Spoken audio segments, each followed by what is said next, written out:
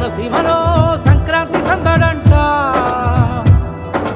కోడి పందాలతో అందరికి విందులంట.